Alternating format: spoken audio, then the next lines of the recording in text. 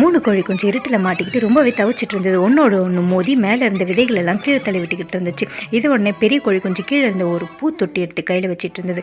அந்த பூவோட வாசனைக்காக வெளியில இருந்து ஒரு மின்மினி பூச்சி வந்து அந்த பூத்தொட்டி மேலே உட்காந்துது. இதனால் அந்த இடமே வெளிச்சமாயிடுச்சு. நம்ம வெள்ளைக்கோழி கொஞ்சம் தான் சயின்டிஸ்ட் ஆச்சு, இது எல்லாத்தையும் பிடிச்சி ஒரு பாட்டில் அடைச்சா நமக்கு வெளிச்சம் வந்துடும், வாங்க நம்ம போய் பிடிக்கலான்னு சொல்லிட்டு எல்லாரும் வெளியே வந்து ஒரு மின்மினி பூச்சா பிடிக்க ஆரம்பிச்சாங்க.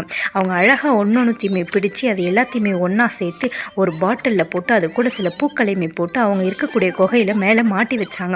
இதனால் அவங்க இருந்த இடமே ரொம்ப வெளிச்சமாக இருந்தது. இதனால் அவங்க 3 பேருக்குமே ஒரே சந்தோஷம், ஜாலியாக என்ஜாய் பண்ணாங்க. இதோட சேர்ந்து அவங்க கிட்ட இருந்த பழங்களையும் விதங்களையும் ஒரு பாட்டிலுக்குள்ளே இருந்து கீழே தள்ளி அதை சாப்பிட்டுக்கிட்டு இருந்தாங்க. நம்ம பெரிய கோழி கொஞ்சம் எல்லாத்தையும் சாப்பிட்டுட்டு அதுக்கு வயிறு ரொம்பிடுச்சு. இருந்தாலும் பரவாயில்லன்னு சொல்லிட்டு திரும்பி பார்த்தா அந்த பாட்டிலுக்குள்ளே ஒரே ஒரு விதை இருந்துச்சு. அதை எப்படியாவது எடுக்கணும், அந்த பாட்டிலுக்குள்ளே பூந்து அதுக்குள்ளே போய் மாட்டிக்கிச்சு.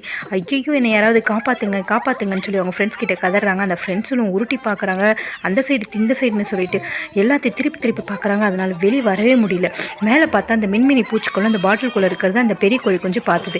இங்கேயும் அங்கேயுமே உருண்டு ஐயோ எனக்கு காப்பாற்றுங்கன்னு கத்திக்கிட்டே இருக்குது. இதுக்கப்புறம் என்ன நடந்தது அடுத்த எபிசோடில் பார்க்கலாம். லைக் பண்ணுங்கள், ஷேர் பண்ணுங்கள், சப்ஸ்கிரைப் பண்ணுங்கள். வாழ்த்து.